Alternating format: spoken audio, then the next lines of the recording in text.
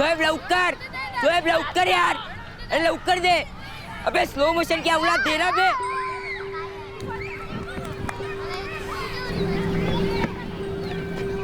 ये अजय और मुबीन पूरा का पूरा 15 ओवर टुकु टुकु करते रहेंगे। अपने को बैटिंग नहीं मिलने वाली। और जब मैंने बोला था सबको 2-2 ओवर लिमिट है, तब राजू तू ही चढ़ गया था ना मेरे पर। हाँ हाँ, चल अब कान मत खा। शोएब लवकर यार, अरे लवकर दे।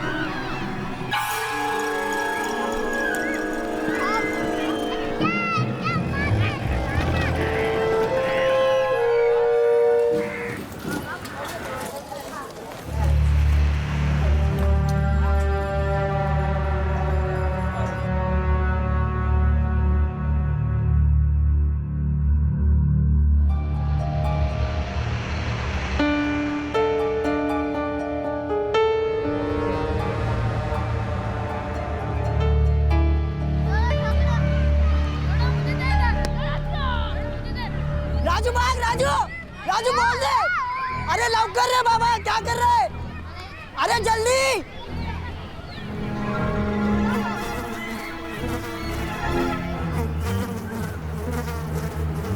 अरे बोल दे। अबे ढक्कन बोल दे रहे या नहीं? अबे उधर क्या देख रहा है? बॉल उठाना।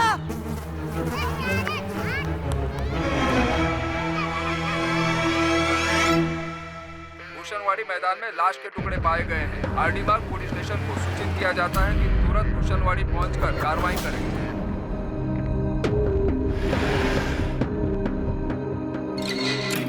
पर नानी मम्मी कहाँ है?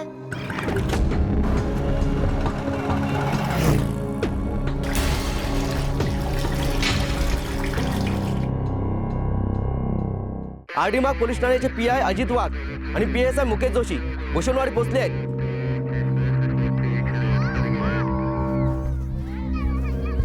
सर, लेडीज बॉडी है, टुकड़े केलेली, और सर बदन में कोई कपड़ा भी नहीं है।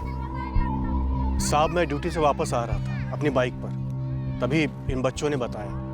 मैंने देखा और फिर आप लोगों को खबर कर दी। सबसे पहले किसने देखा था? बेटा क्या नाम है तुम्हारा? राजू। मैं वहाँ वो बॉल लेने गया था और वो पिशवी में से खून आ रहा था। तुमने या तुम में से किसी ने किसी को आते जाते देखा या वो प्लास्टिक की थैली फेंकते हुए देखा? Auto rickshaw. ऑटो में से कोई उतरा था? हाँ, एक आदमी था, ऑटो से उतरा, वो थैली वहां फेंका और वापस ऑटो में बैठ के चला गया। मेरी नजर बॉल पे थी ना सर, इसलिए मैं उस आदमी को ठीक से देख नहीं पाया। बेटा कुछ तो याद होगा, हाइट या उम्र या फिर क्या पहना था? नहीं सर, कुछ देख नहीं पाया। हाँ, लेकिन ऑटो का नंबर याद है। वेरी गुड बेटा, क्या नंबर था ऑटो का? MH 48 AX 40 R1। Very good Raju, auto का नंबर याद रख के तुमने बहुत अच्छा काम किया। अब मैं जाऊं सर? जा, लेकिन फिर से तुझसे बात करनी होगी। कहाँ रहता है? अपना एड्रेस दे दे। एक औरत की सरकटी लाश पाई गई, जिसके दोनों हाथ और पैर अलग कर दिए गए थे। हत्यारे को बहुत बड़ी और एक आम गलतफहमी थी कि इससे वो कानून के हाथों को अपने गिरेबान तक पहुंचने से रोक पाएगा। हत्यारे की अमानवीयता इशारा कर रही थी उसके मानसिक असंतुलन की तरफ, और अब सिर्फ एक संतुलित तहकीकात ही इस ब्लाइंड केस को रोशनी में ला सकती थी। इस जुर्म के टुकड़े और चिथड़े जोड़ जोड़कर इस जुर्म के क्यों, कौन और कैसे, इन सारे सवालों के जवाब मिलने वाले थे। MH 42X वसई का रजिस्ट्रेशन है। आरटीओ को इन्फॉर्म कर दिया है, रिक्शा ओनर की डिटेल्स जल्दी मिल जाएंगी। ये जो बच्चा है राजू, बहादुर बच्चा, उम्मीद करते हैं इसने रिक्शा का नंबर देखने में गलती ना की। सर, भूषणवाड़ी का कचरा डंप जहाँ टॉर्सो मिला था, हमारी टीम ने पूरा इलाका छान मारा लेकिन कुछ हाथ नहीं लगा। पूरे जोन की सभी पुलिस टीम्स बाकी के बॉडी पार्ट्स ढूंढ रही हैं। अपने वसे में जितनी भी औरतों की मिसिंग कंप्लेंट्स हैं, सारी फाइल्स निकलवाओ। सर, डेथ कितने बजे हुई होगी? बॉडी के मिलने से 3-4 घंटे पहले, यानी दोपहर के 1 से 2:30 के बीच में। विक्टिम की एज क्या होगी? एज लगभग 30 से 35 के बीच है, और मरने से पहले सेक्सुअल एक्टिविटी हुई थी। रेप? नो, फोर्थ सेक्स के फिजिकल निशान नहीं, ना ही प्राइवेट पार्ट्स पर और ना ही टॉर्सो पर। और कुछ? हाँ, विक्टिम के पेट पर तिल है, ये बर्थ मार्क लगता है, शायद आपको आइडेंटिफिकेशन में हेल्प हो। और हाँ, ब्लड ग्रुप,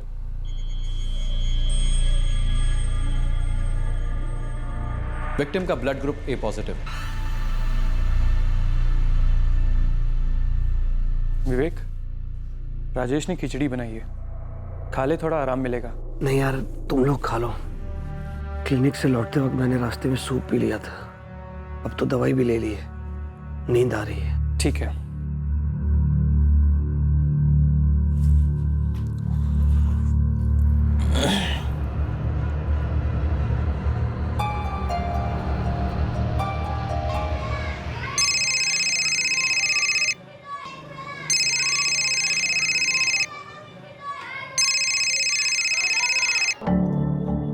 नाज, जरा देख तो किसका फोन है। Hello,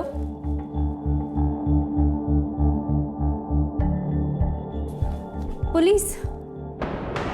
police?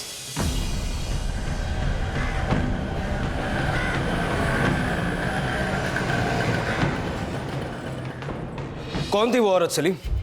औरत? कौन सी औरत साहब? जिसका तूने मर्डर किया, वो औरत। मर्डर? क्या बोल रहे हो साहब? मैंने किसी का मर्डर वर्डर नहीं किया है साहब। मर्डर किया सलीम, उसके बाद उसका सर, हाथ और पैर काट कर अलग किए। वो कटे हुए हिस्से का है। कुछ तो भी बोल रहे हो साहब। साहब, मेरे को कुछ भी समझ में ही नहीं आ रहा है। यही था सर।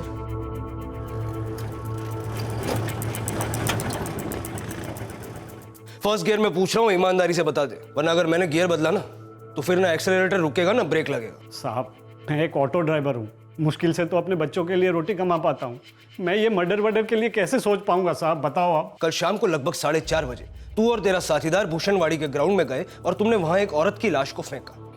क्या बोल रहे हो साहब? उस लाश का सर, दोनों हाथ और दोनों पैर काटकर तुमने अलग कर दी। नहीं साहब, नहीं। वो कटे हुए हिस्से कहाँ फेंके बता दे सलीम। चल, तेरा मीटर डाउन हो चुका है।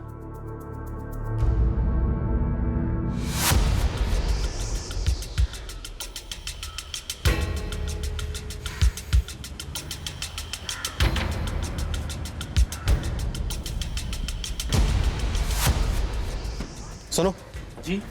फॉरेंसिक एक्सपर्ट को बुलाओ, खून के ट्रेसेस लेने के लिए बोलो। कल शाम को भूषणबाड़ी के लिए एक भाड़ा मिला था साहब, मैं उसको लेके भी गया, लेकिन उस आदमी को मैं जानता नहीं हूँ साहब। सर, इसके ऑटो से खून के धब्बे मिले, forensic team on the way. बोल सलीम, क्या करूं तेरे साथ? किक स्टार्ट करूं, स्पार्क प्लग छेड़ूं तेरा, या इंजन निकाल के अलग कर दूं? मैं सच कह रहा हूँ साहब, वो रोज की तरह भाड़ा था, मैंने उठाया साहब। उसने कहा कि भूषणबाड़ी तक ले चल, मैं लेके गया साहब। फिर वो ऑटो से उतरा और कचरे में कुछ फेंका साहब, फिर आके बोला कि वसई नाका तक छोड़ दे।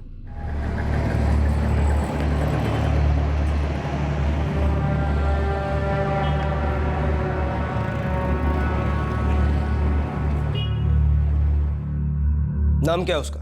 रहता कहाँ है? वो सब नहीं मालूम साहब, दिन में 25 भाड़ा उठाता हूँ, आज तक किसी का नाम पता नहीं पूछा साहब। सलीम, ये कोई आम भाड़ा नहीं था। तेरे ऑटो में एक औरत की बॉडी पार्सल हुई, उसको कचरे में फेंका गया। अब तू बता, मर्डर कैसे हुआ और कहाँ हुआ? उस औरत का नाम क्या है और उस आदमी का नाम क्या है? मुझे कुछ भी नहीं पता साहब, वो सिर्फ मेरे लिए एक भाड़ा था। उसने हाथ दिखाया साहब, मैंने रोक दिया। उसके बाद उसके साथ कोई बात नहीं हुई साहब। भाड़ा कहाँ से उठा? वसई तालाब के पास से साहब।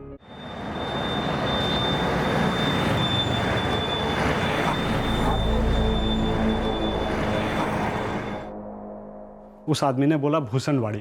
भूषणवाड़ी जाओगे? हाँ जी, आइए। और फिर मैं उसको भूषणबाड़ी तक ले गया। फिर वो बोला वसई नाका तक ले चल। वसई नाका छोड़ दे मुझे। मैंने उसको वसई नाका तक छोड़ा। मुझे रत्ती भर भी नहीं मालूम साहब कि वो कौन था, क्या फेंका था। तेरा ऑटो अब हमारे ताबे में रहेगा, और जब तक हम ना कहें तू वसई से बाहर नहीं जाएगा। ठीक है साहब। और हमारे स्केच आर्टिस्ट को उस आदमी का हुलिया ढंग से बताएगा। ये कैसे हो सकता है साहब? मैं 25 भाड़ा उठाता हूँ दिन में साहब, किस किस का चेहरा पट्टी याद रखूंगा। जुर्म के बाद तेरी ऑटो का इस्तेमाल हुआ था। तुझ पे भी शक है हमको कि तू भागीदार है उस खूनी का, इसलिए दिमाग पर जोर डाल और जो भी याद है फटाफट बता दे। ज्यादा शाना मत बन, समझा?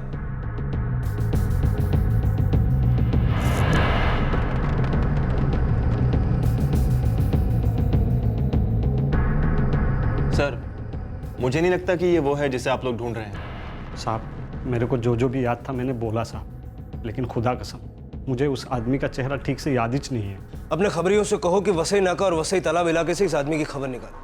हालांकि मुझे लगता नहीं है कि ये आदमी इस इलाके का है। क्यों सर? जोशी, जो आदमी किसी औरत का सर अलग कर सकता है, हाथ पैर अलग कर सकता है, वो बड़ा चालाक है।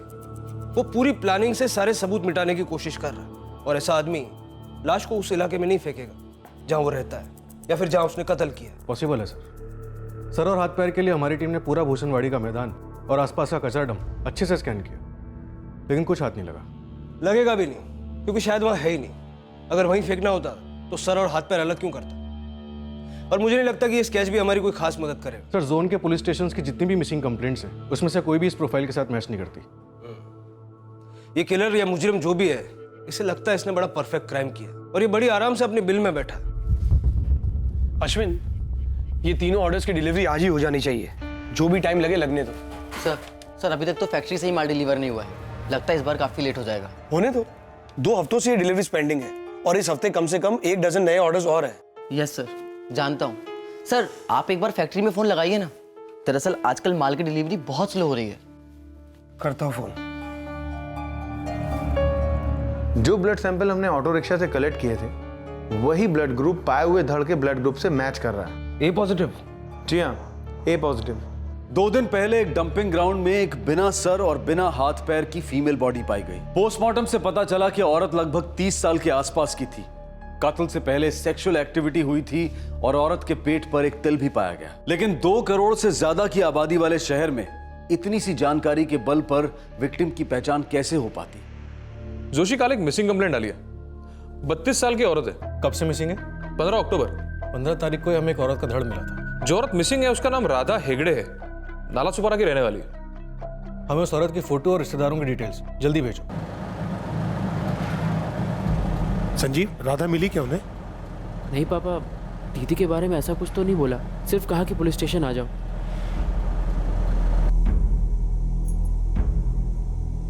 पूजा बेटा, मम्मी आ जाएगी। पर नानी मम्मी कहाँ है?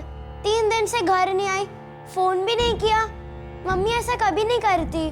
किसी काम में अटक गई होगी। मामा और नाना जी उसे लेकर ही आएंगे। सर, मेरी बेटी कहाँ है? अरविंद जी, हम अभी श्योर नहीं है। लेकिन सर आपने हमें यहाँ बुलाया, वो भी सामने से, क्यों? राधा हेगड़े घर से कब गई थी? सर राधा दीदी हमारे साथ नहीं रहती, उसका अपना फ्लैट है जहाँ वो अपनी बेटी पूजा के साथ रहती है। 15 तारीख की सुबह दीदी रोज की तरह घर से काम पे निकली थी। सर, रोज मेरी बेटी राधा मेरी नवासी पूजा को स्कूल ड्रॉप करते हुए काम पर जाती है और स्कूल के बाद पूजा हमारे घर पर आ जाती है, खाना वगैरह खाती है और होमवर्क करती है, और शाम को राधा काम से लौटते वक्त पूजा को अपने घर ले जाती है। लेकिन सर 15 तारीख को दीदी ऑफिस से घर लौटी ही नहीं। हम लोगों ने कॉल किया तो फोन स्विच ऑफ आ रहा था। कहाँ सर्विस करती हैं? इंटीरियर डेकोरेटर है मेरी बेटी, एक इंटीरियर डिजाइनर के ऑफिस में काम करती है। सर आप लोग सवाल पे सवाल किए जा रहे हैं, हमारे सवाल का जवाब नहीं दे रहे। आपको क्या मालूम हुआ है सर? देखिए, जैसा मैंने कहा कि हम लोग श्योर नहीं हैं, लेकिन हमें कुछ मिला है।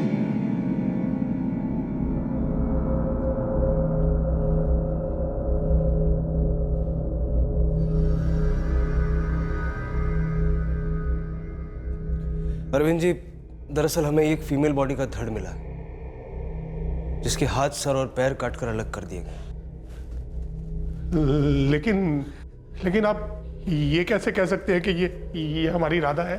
देखिए, आपने मिसिंग कंप्लेंट में जो राधा के बारे में डिटेल्स दी हैं वो लगभग इससे मैच करती हैं। क्या एक बार देखकर आप बता सकते हैं कि यह धड़ वाकई राधा का है या नहीं?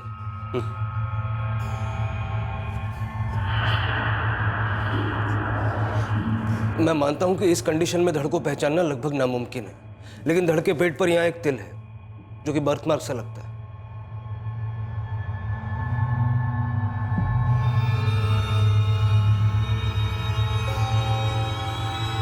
बाय बेटा। बाय नाना, बाय नानी। चलो माँ, मैं चलती हूँ, आ जाओ।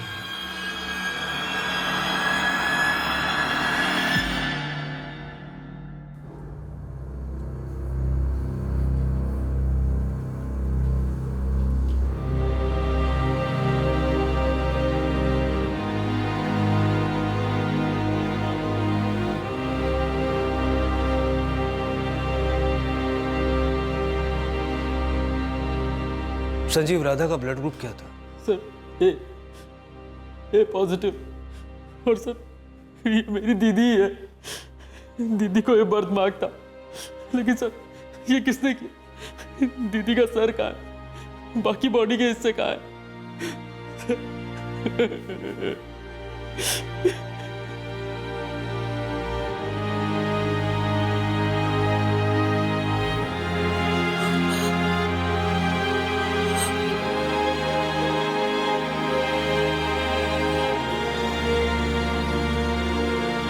नानी, नाना ने क्या कहा? मम्मी मिली क्या?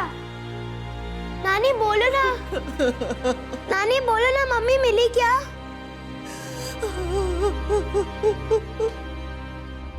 हाँ हाँ, आज। कल की बात तो करना ही मत। आज ही मुझे सारी डोमेस्टिक डिलीवरीज चाहिए। अरे समझा करो, अकेले मुंबई की 16 डिलीवरीज पेंडिंग है, और ऊपर से सैटरडे को वो नाइजीरिया वाला एक्सपोर्ट ऑर्डर, वो भी तो भेजना है। Try to understand and do fast. या ओके। संजीव, अभी के लिए हम ये मान लेते हैं कि जो धड़ हमें मिला है वो आपकी बहन राधा हेगड़े का है, लेकिन ये कंफर्म करने के लिए हमें डीएनए टेस्ट करना हो। राधा का फोन नंबर दे सकते हैं? What? Oh my God! पर ये कैसे हो सकता है? शालिनी जी, जो इनिशियल साइंस हैं, जैसे कि एज, पेट पर तिल, जो राधा के भाई संजीव ने आइडेंटिफाई किए, और same blood group A positive, सब इशारा कर रहे हैं कि ये धड़ शायद राधा का हो सकता है। Oh my God! शालिनी जी, 15 अक्टूबर को राधा ऑफिस आई थी क्या? Yes, of course. इनफैक्ट 15 को तो उसने हाफ डे ले लिया था। हाय शालिनी। हाय राधा, कम इन। शालिनी, क्या आज मुझे हाफ डे मिल सकता है प्लीज? हाँ, पर अभी तो सिर्फ 12:15 हो रहे हैं। मैं जानती हूँ, लेकिन थोड़ा पर्सनल काम आ गया है, अर्जेंट। हाँ राधा, मैं समझती हूँ, पर वो पोद्दार मुझे फोन पर फोन किए जा रहे हैं। उसे डिजाइन्स नहीं भेजे तुमने अभी तक? वो तो 1 घंटे पहले ही मेल कर दिया था। एक बार अप्रूवल आ जाए तो फौरन काम शुरू कर दूंगी। ओके, तुम जाओ, मैं संभालूंगी। Thank you. और फिर दूसरे दिन 16 को वो ऑफिस ही नहीं आई, तो मैं फोन पर फोन करती रही उससे। शालिनी जी, क्या राधा का किसी के साथ कोई अफेयर चल रहा था? सर देखिए, राधा मेरे साथ काम करती थी। हम दोनों एक दूसरे की पर्सनल लाइफ में इंटरफियर नहीं करते थे। राधा का हस्बैंड? नितिन हेगड़े, मेरे जीजा जी 4 साल पहले चल बसे। कैसे? टीबी। तब से दीदी अपनी और पूजा की जिम्मेदारी खुद ही उठा रही थी, जॉब करने लगी थी। संजीव, कोई पुरानी दुश्मनी थी? कुछ हुआ था पिछले दिनों? मतलब इतने भयंकर तरीके से कत्ल करने के लिए क्या कारण हो सकता है? सर मुझे कोई अंदाजा नहीं है, बल्कि यही सवाल मेरे दिमाग में भी घूम रहा है कि क्यों, मेरी दीदी क्यों?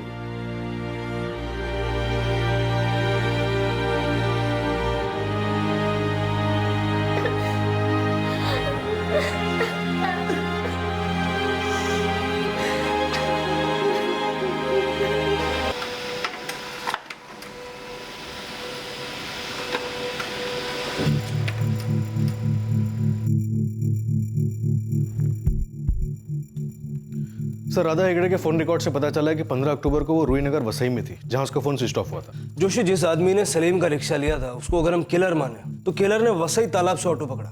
सर, वसई तालाब से रूहीनगर 15 मिनट का वॉक है। ये राधा का वसई का क्या कनेक्शन है? कोई रिश्तेदार, दोस्त? सर, उसके माँ बाप, भाई, बेटी, ऑफिस, सब जगह पता किया।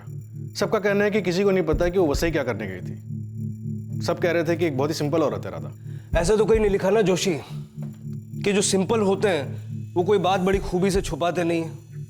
एक काम करो, इस राधा के पिछले 6 महीने के कॉल रिकॉर्ड्स निकालो। और हाँ जोशी, डीएनए मैचिंग का क्या हुआ? सर, उसके पेरेंट्स ब्लड सैंपलिंग के लिए गए। रिपोर्ट्स आने में थोड़ा टाइम लगेगा। लेकिन उससे पहले हमें ये वसई वाला राज क्रैक करना होगा। पता चला डीएनए मैच नहीं हुआ और वो धड़ किसी और ही औरत का है, फिर से हमारे इन्वेस्टिगेशन का न सर होगा न पैर।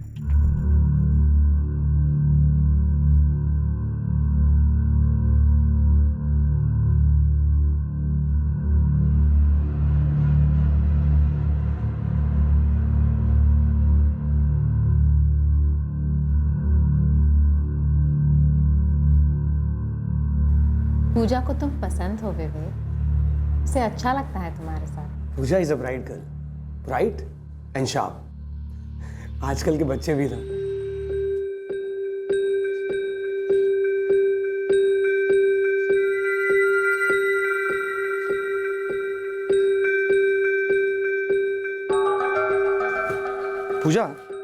तुम्हारा फॉर्मूला एकदम सही है, लेकिन मेरा भी गलत नहीं है। ट्राई करके देखो।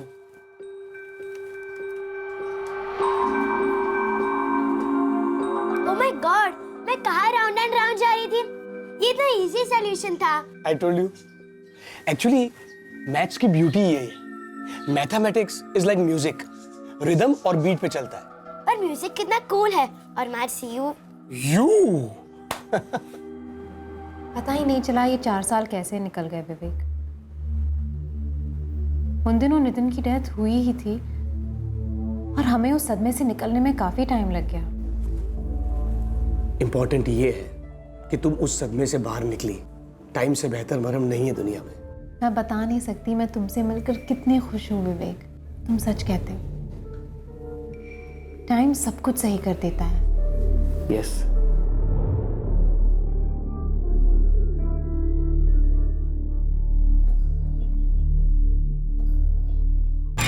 सर, इरादा हेगड़े के पिछले 6 महीने के फोन रिकॉर्ड्स हैं। कोई शक करने जैसी बात नहीं नजर आ रही सिवाय एक नंबर। और क्या है इस नंबर की स्टोरी? सर, पिछले 6 महीने में से पहले के 4 महीने राधा के इस नंबर पे 44456867 पे रोजाना बात होती थी। दिन में कई बारी बात हो रही थी। फोन दोनों तरफ से किए जा रहे थे, लेकिन पिछले 2 महीने से सिर्फ राधा ही इस नंबर पे फोन कर रही थी। इस नंबर से राधा को कोई कॉल नहीं आ रहा था। किसका है ये नंबर? कोई विवेक राव है सर। विवेक राव? हाँ सर, विवेक राव हमारा रिश्तेदार है। I mean, काफ़ी दूर का। पर सर हमारे साथ उसका कोई कांटेक्ट नहीं है। राधा के तो थे संजीव। पिछले 6 महीने से दिन में 4-4 बार लंबी लंबी बातें हो रही थी, मैसेज एक्सचेंज हो रहे थे। काफी गहरा कांटेक्ट लगता है संजीव।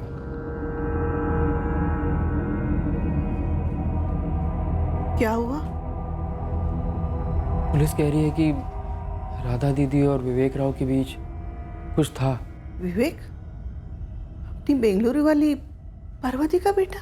हाँ, पिछले काफ़ी टाइम से हम मुंबई में सर्विस कर रहा है। हम लोगों से तो उसकी कभी कोई बात नहीं हुई, लेकिन राधा दीदी से काफ़ी लंबी बातें होती थी, ऐसा बोल रहे थे इंस्पेक्टर।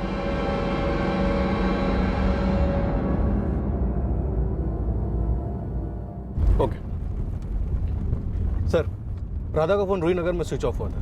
ये विवेक राव भी वहीं पे रहता है।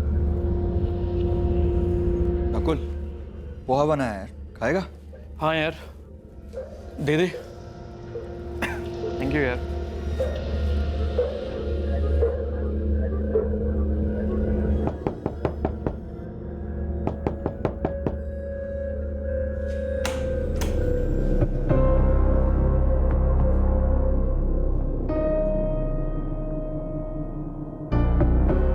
क्या कहा डॉक्टर ने? दवाई लिख कर दी है।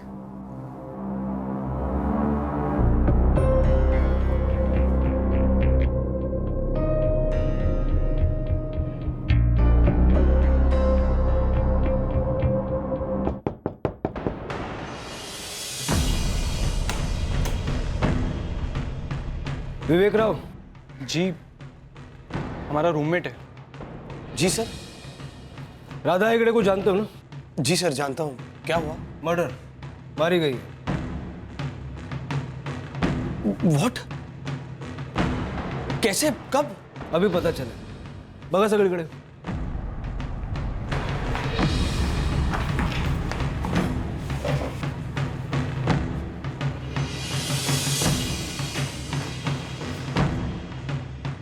सर, आप मेरे घर की तलाशी क्यों ले रहे हैं सर? सर, पहले तो मुझे ये बताइए, ये कब हुआ, कैसे हुआ? एक फोन नंबर के साथ पिछले 6 महीने से राधा की लगातार बातचीत हो रही थी। फिर 15 अक्टूबर को राधा का सेलफोन यहाँ रूहीनगर में ऑफ हुआ और हमें गहरा शक है कि राधा भी उसी वक्त ऑफ हुई, यहीं रूहीनगर में जहां तुम रहते हो।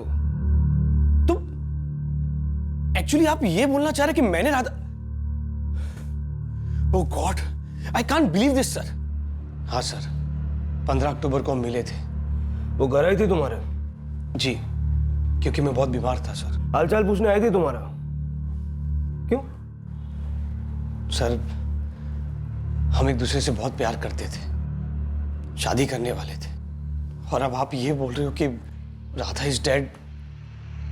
सर, मुझे तो अभी भी बिलीव नहीं हो रहा है सर। विवेक, तुम और राधा शादी करने वाले थे, लेकिन राधा के माँ बाप या भाई को इस बात का आइडिया ही नहीं था। ऐसा क्यों? राधा विधवा थी सर। वो पहले ये चाहती थी कि पूजा मुझे पूरी तरह से एक्सेप्ट कर ले, एज अ फादर फिगर। उसके बाद वो पूरी दुनिया को बताने ही वाली थी कि हम शादी करने वाले हैं।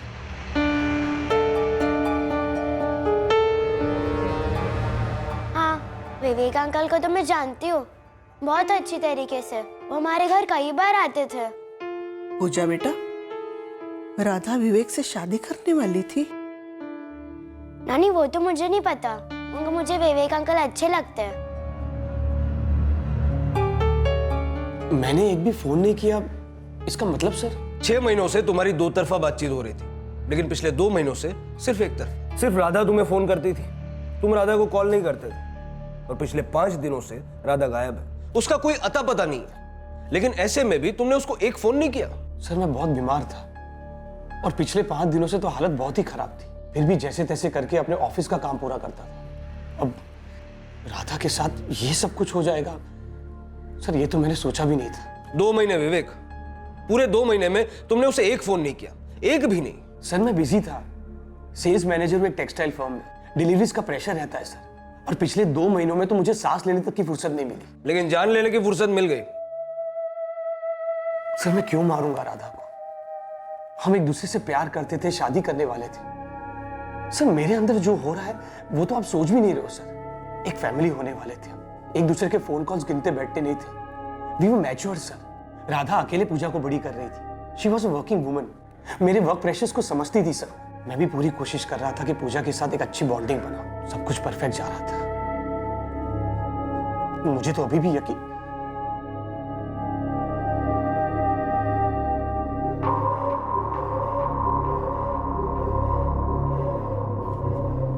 सच बोलो साहब, मुझे उस आदमी का चेहरा याद ही नहीं है। ठीक से देखा नहीं था साहब, माफ कर दो। सर मैंने दूर से देखा था और मुझे पता नहीं कि यही था कि कोई और।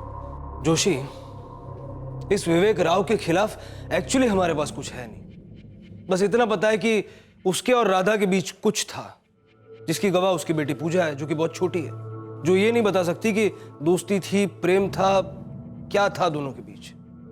सर राधा अपनी फैमिली से छुपा रही थी, समझ में आता है। विधवा थी, ऊपर से विवेक उसका दूर का रिश्तेदार था। लेकिन अजीब बात यह है कि विवेक के रूममेट्स को भी इस बारे में कुछ नहीं पता। मैंने बात की थी राजेश और नकुल से। लेकिन ये विवेक तो छाती ठोक के कह रहा है कि दोनों के बीच प्रेम था, शादी करने वाले थे दोनों। जोशी, कोई भी मुजरिम इतनी सफाई से ऐसा बोलेगा नहीं, जबकि शक उस पर और जा सकता है। सर हमने विवेक के घर का कोना कोना छान मारा, कहीं कुछ नहीं नजर आया। सोचा था कि अगर उसने बॉडी घर में कटिंग की होती तो कहीं ना कहीं खून के धब्बे जरूर नजर आते, या फिर घर में पेंटिंग करवाई होती। लेकिन ऐसा कुछ भी नहीं, ना ही घर की पेंटिंग करवाई और ना ही खून के छींटे कहीं नजर आए। लेकिन राधा का लास्ट लोकेशन रूहीनगर था, जहां उसका फोन स्विच ऑफ हुआ था, और ये विवेक भी वहीं पे रहता है। लेकिन वो सामने से कह तो रहा है कि 15 अक्टूबर को राधा उससे मिलने आई थी। ना वो छुपा रहा है, ना मना कर रहा है। जोशी, मुझे डाउट आ रहा है कि ये धड़ वाकई राधा का है। सर पेट पर तिल स्ट्रॉन्ग प्रूफ है, सेम ए पॉजिटिव ब्लड ग्रुप। बस एक बारी डीएनए रिपोर्ट्स आ जाए।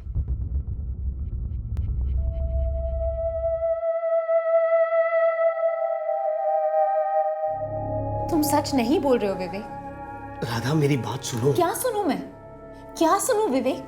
कि तुम इतने बिजी थे कि पिछले 2 महीने तक मुझे एक फोन नहीं किया तुमने, और जब मैंने तुम्हें फोन किया तुमने एक बार भी मुझसे ठीक से बात नहीं की। राधा मैं सच बोल रहा हूँ, मैं बिजी था। और आज तुमने क्या किया राधा? सीधे मेरे ऑफिस चली आई, सीन क्रिएट किया वहां पर। तुमने एक बार भी नहीं सोचा कि वहां पर मेरी रेपुटेशन का, मेरी इज्जत का क्या होगा? और हमारे रिश्ते की इज्जत, उसका क्या विवेक? बताओ मुझे, ऑनेस्टली टेल मी कि तुम मुझे क्यों अवॉइड कर रहे हो? अच्छा तुम्हें ऑनेस्ट आंसर चाहिए ना, तो सुनो, मैं ये रिश्ता कंटिन्यू नहीं करना चाहता। क्या? क्यों?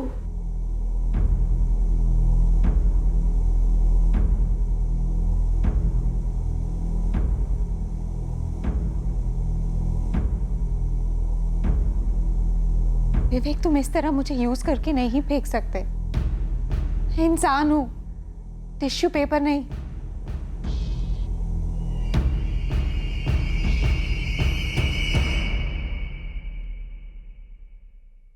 साहिब ये विवेक राव जिस डॉक्टर के पास जाता है ना, उसका कंपाउंडर बोला मेरे को, ये विवेक राव एक टाइम पे ना सही में भी मारता, पुकारता। और उसके ऑफिस से क्या पता चला? साहिब उसके ऑफिस का प्यून बोला मेरे को कि ये विवेक राव ना एकदम मेहनती आदमी है, 1 सेकंड भी बैठता नहीं, अक्का दिन काम काम। तो शायद हम लोग गलत गली में घुस गए, शायद उधर किसी और का हो।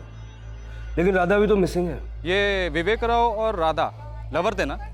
बोले तो बैंड भी बजने वाला था। हाँ, क्या तू राधा शादी करने वाले थे? साहब शादी तो अब भी हो रही है। क्या? ये विवेक राव शादी कर रहा है दिसंबर में। किससे?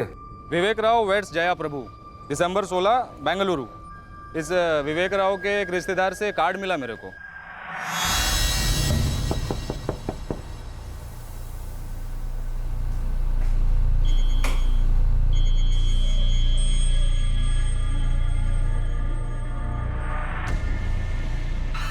बेंगलुरु की पैकिंग हो रही है?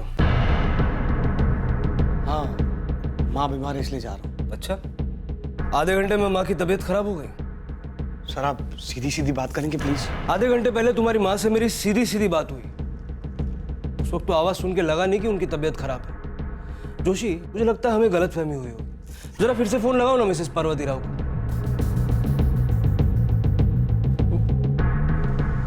विवेक राव, बड़ी अजीब सी बात है।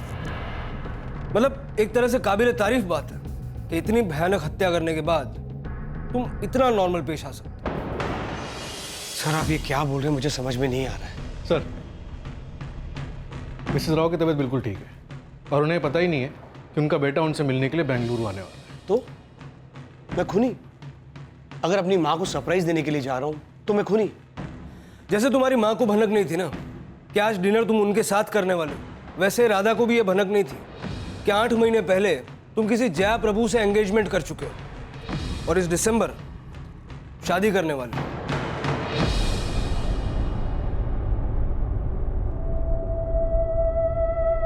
मैं ये रिश्ता कंटिन्यू नहीं करना चाहता। क्या? क्यों? क्योंकि मुझे तुमसे शादी नहीं करनी है राधा। नहीं करनी? कारण जानने का हक है मुझे। इसमें कोई रॉकेट साइंस नहीं है, वही रेगुलर। मेरे माँ बाप अग्री नहीं करेंगे कि मैं अपने से बड़ी उम्र वाली विधवा से शादी करूं। बात की तुमने उनसे? हाँ। नहीं, तुमने उनसे कोई बात नहीं की। हम पिछले 2 साल से एक साथ हैं और आज अचानक तुम ये बहाना दे रहे हो। मैं बात करूंगी तुम्हारे पेरेंट्स से। लाओ मुझे दो उनका नंबर। राधा मेरी बात सुनो। नहीं, उनका नंबर दो, अपनी मम्मी का नंबर दो मुझे। प्लीज ऑफिस की तरह यहाँ पर ड्रामा क्रिएट मत करो। और मैं कह रहा हूं ना कि मैंने उनसे बात की है, लेकिन उनका इस रिश्ते के लिए एक बिग नो है। प्लीज विवेक, तुम मुझे इस तरह यूज करके नहीं फेंक सकते। मैं इंसान हूँ, टिश्यू पेपर नहीं। राधा, तुम्हारे अपने आप को टिश्यू पेपर बोलने से मेरी आंखों में आंसू नहीं आने वाले। कुछ चीजें लाइफ में अचानक से हो जाती है। एक्सेप्ट करो, आगे बढ़ो। जैसे तुम आगे बढ़ रहे हो और एक्सपेक्ट करते हो कि मैं तुम्हारे झूठ को चुपचाप मान लूं। मैं कोई झूठ नहीं बोल रहा हूं राधा। तो फिर जया क्या है, सच या झूठ? पता नहीं उसे कहां से पता चल गया था कि मेरी जया से शादी होने वाली है। जानने तक तो ठीक था, लेकिन वो तो मेरी शादी तोड़ना चाहती थी। मैं एक काम करती हूँ, मैं सीधा जया को फोन करके बोल देती हूँ कि जो आदमी तुमसे शादी करने वाला है वो पिछले 2 साल से मेरे साथ रिलेशनशिप में। देखो देखो देखो राधा, ऐसा कुछ मत करो प्लीज। हमारे बीच जो कुछ भी था अच्छा था, सुंदर था, उसे बिगाड़ो मत प्लीज। सुंदर तुम्हारे लिए था विवेक, और सुंदर तब तक था जब तक तुम मेरा इस्तेमाल कर रहे थे। मेरे इमोशंस के साथ खिलवाड़ किया तुमने, यहाँ तक मेरे बेटी के इमोशंस के साथ भी खेला तुमने। देखो राधा प्लीज, पूजा को बीच में मत लाओ। पूजा के साथ मेरी दोस्ती असली है। और मेरे साथ जो रिश्ता था वो नकली था। क्यों किया ऐसा विवेक? मुझ में क्या कमी थी जो मुझसे शादी का वादा करके तुम किसी और से शादी कर रहे हो? मुझे ठुकरा रहे हो विवेक। नहीं नहीं, ऐसा नहीं है। यकीन मानो, मेरा प्यार तो सिर्फ मैं तुमसे करता हूं और पूजा के साथ भी मेरा लगाव वैसा ही है। इनफैक्ट तुम दोनों तो मेरी जिंदगी का हिस्सा हो। हमें हिस्सा ना बनाओ विवेक, हमें जिंदगी बनाओ। जैसे तुम हमारी जिंदगी हो, हमें छोड़कर मत जाओ विवेक, मत जाओ हमें छोड़कर। नितिन के जाने के बाद मैं तो जैसे मर चुकी थी, तुम ही ने तो मुझ में जान डाल दी। अब मेरी जान ना लो विवेक, जान ना लो मेरी। कभी नहीं छोड़ूंगा तुम्हें, कभी नहीं।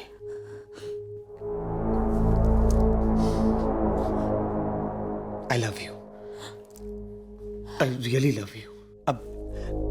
अब ये रोना बंद करो, एकदम से बंद, और एक प्यारी वाली स्माइल दो। अच्छा एक काम करो, मेरे लिए गीजर ऑन कर दो, बुखार उतर रहा है तो फ्रेश हो जाता हूं। फिर बाहर घूमने चलते हैं। सच?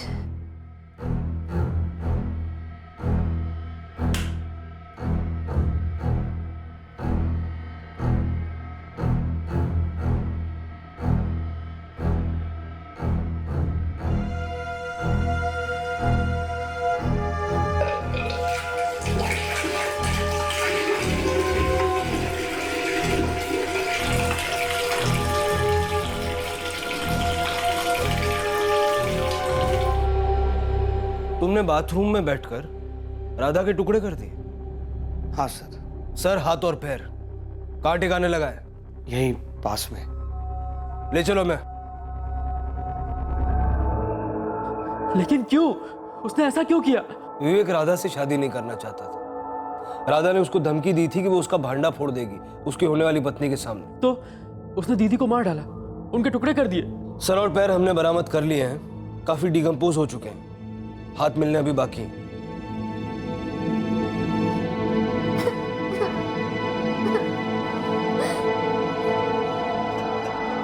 राधा के परिवार वाले गहरे शौक में हैं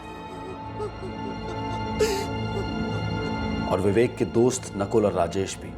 वो समझ ही नहीं पा रहे हैं कि कत्ल की शाम, रात, अगले दिन, उसके बाद के सभी दिन, सभी रातें उन्हें विवेक के बारे में कुछ भी असंतुलित महसूस नहीं हुआ। बरामद हुए धड़, सर और पैरों का डीएनए राधा के पेरेंट्स के डीएनए से मैच हो चुका है। वो बॉडी पार्ट्स राधा हेगड़े के ही थे। इतना भयानक मर्डर करने के तुरंत बाद भी विवेक अपनी जिंदगी नॉर्मल तरीके से बसर करता रहा, काम मन लगाकर करता रहा, जैसे कुछ हुआ ही ना हो। राधा ने अपनी जिंदगी में आए इस धोखे और फरेब के इमोशनल भूचाल को अपने ही अंदर दबाए रखा और समाधान के तौर पर उसने विवेक को धमकी दी कि वो उसकी होने वाली शादी को बर्बाद कर देगी अगर वो उनके प्रेम के रिश्ते को बर्बाद करेगा, जिसकी वजह से विवेक ने उसे जान से मार डाला। राधा और विवेक का ये रिश्ता, ये अनबन सिर्फ उन दोनों तक ही सीमित थी। यहां तक कि उनके सबसे करीबी लोग भी इस रिश्ते से अनजान थे और शायद इस कत्ल से भी सारी दुनिया अनजान ही रह जाती। पर क्राइम नेवर पेस, और परफेक्ट क्राइम वो तो कभी होता ही नहीं। अगर राधा के परिवार वालों को इस रिश्ते के बारे में पता होता तो वो दखल दे सकते थे।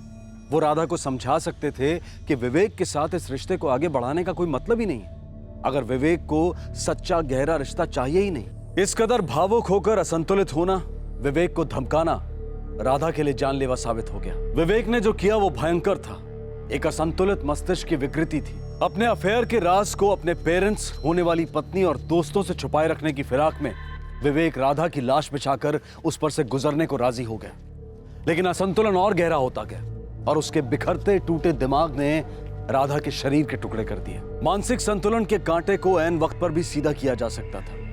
अगर राधा ने अपने इस रिश्ते के बारे में अपनी सहेली, अपनी माँ या किसी भी करीबी से बात की होती तो एक बेटी को अपनी माँ को खोने की जरूरत नहीं पड़ती, एक परिवार को अपनी बेटी नहीं खोनी पड़ती। अब मैं अनूप सोनी आपसे विदा लेता हूँ, फिर मुलाकात होगी अगले एपिसोड में।